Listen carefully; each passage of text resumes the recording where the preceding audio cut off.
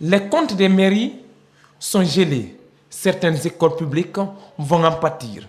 À Matam, il y a au moins 4 écoles primaires qui ne vont pas ouvrir parce que la mairie n'a pas trouvé assez de moyens pour entretenir ces écoles en termes de conditions sanitaires nécessaires. Nous ne pouvons pas envoyer les enfants dans ces écoles.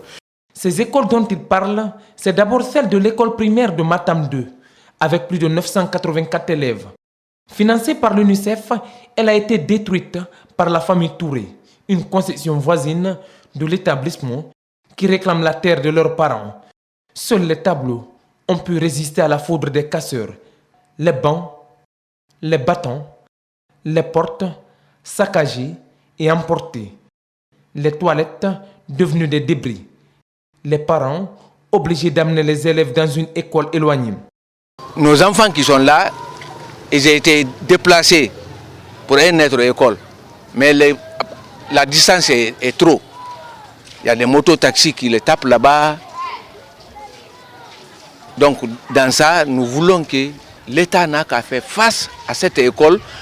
On n'a pas une école publique à côté ici. La plupart des enfants sont issus de familles pauvres et ne pourront donc pas étudier cette année. Prochaine étape, l'école primaire d'Hermakono. Au lieu d'attirer les élèves, elle les repousse. Avec l'état du tableau, on a déjà une idée du niveau des apprenants. Les classes suintent, une des charpentes affaissée, les sols crévassés, inadaptés et ne sont pas prêts à accueillir les 1028 élèves. Difficile d'imaginer que des cours puissent s'y dérouler. Sur le plan pédagogique, nous sommes prêts. En tout cas, mon personnel est prêt. Mais seulement, il y a certaines difficultés. Bon, nous avons 6 salles de classe. Vraiment, on s'est battu, mais ça reste encore. On apprend que 6 classes ont été trouvées au collège pour accueillir les élèves du primaire.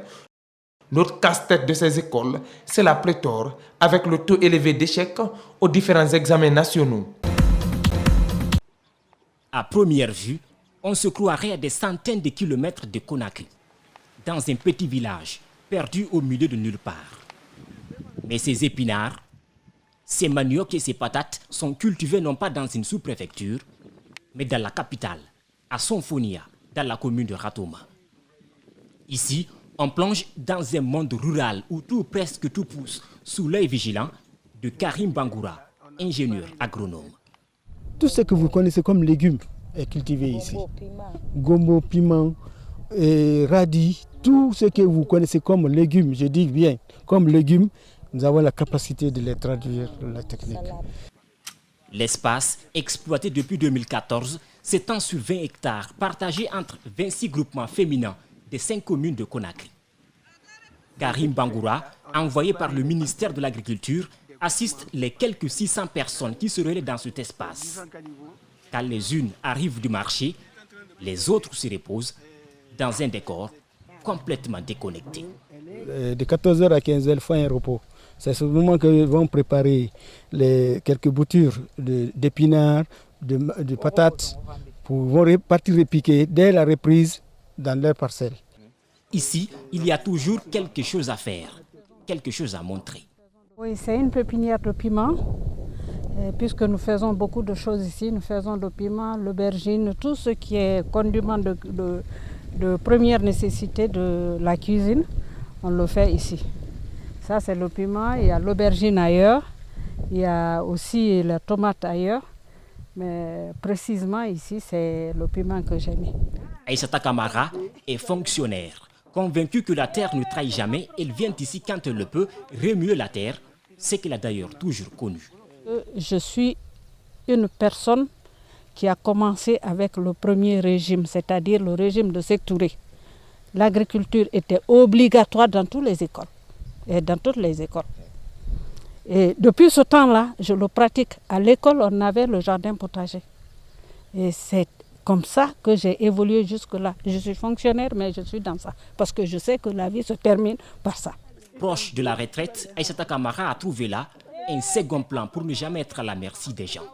L'or peut finir, le diamant peut finir, la bauxite peut finir, tout peut finir sauf la terre. tant qu'on a une petite portion de terre qu'on peut travailler, on peut le faire. La retraite, on peut le préparer dans la culture. Tu travailles, tu as la retraite, si tu ne peux plus avoir le salaire dans ton département ou l'argent de ta retraite ne peut pas couvrir le besoin, tu peux venir prendre la roue, travailler et faire manger ta famille. La détermination, la passion pour la terre. Entre pépinière et champs de manioc, nous avançons vers les champs de riz.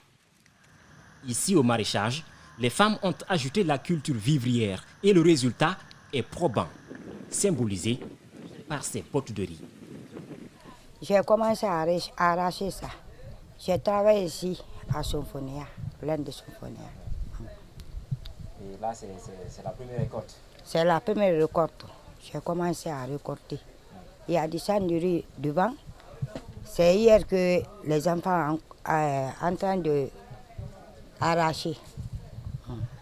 Des champs de riz en plein centre-ville. Ici, les groupements féminins veulent révolutionner le secteur agricole. Et pour les aider à atteindre leur objectif, une ONG belge a installé un centre à proximité des champs où on forme des jeunes à la fabrication d'engrais organiques. Ça, c'est les déchets triés qui sont composés. Il y a même dégagement de la vapeur. Donc, quand on composte comme ça, on les superpose de façon à ce que ça soit composté. La matière organique se décompose. L'utilisation de ces engrais organiques a une grande importance pour les maraîchers, pour le sol et le sous-sol.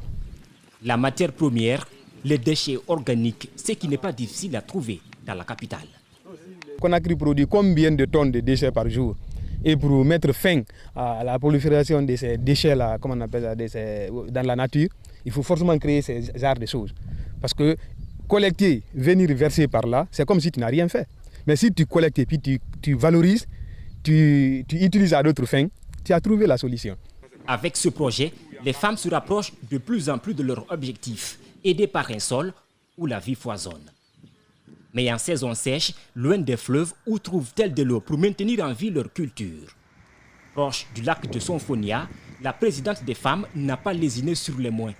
Elle a fait ouvrir des canalisations à partir du lac pour drainer l'eau directement dans les champs.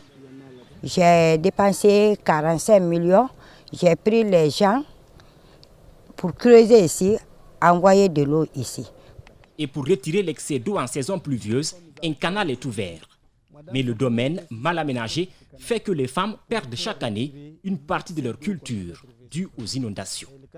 Et ça, c'est dû à la non-maîtrise de l'environnement, par le déboisement que nous faisons au long du pays, que les gens ne connaissent pas l'effet, mais l'effet se ressent sur les gens qui n'ont pas sollicité du tout, comme les maraîchers et l'horticulture d'ici. L'autre difficulté, c'est le manque d'espace. Avec la migration vers les cultures vivrières, les 20 hectares ne suffisent plus. Les femmes plantent les bananiers sur des diguettes pour économiser les parcelles, mais cela ne suffit pas. Nous sollicitons que la promesse que le père de la nation a promis à ces femmes-là, nous doter des serres pour intensifier, pour augmenter leur production et pour faire la qualité de leur production. Nous souhaitons que le président réalise cette promesse. Il avait même promis qu'il allait augmenter la superficie et aménager. Nous souhaitons que le grand cœur de sa maman vienne en lui pour nous aider. L'ambition des groupements est d'approvisionner les marchés de la capitale en tomates, piments, aubergines et autres.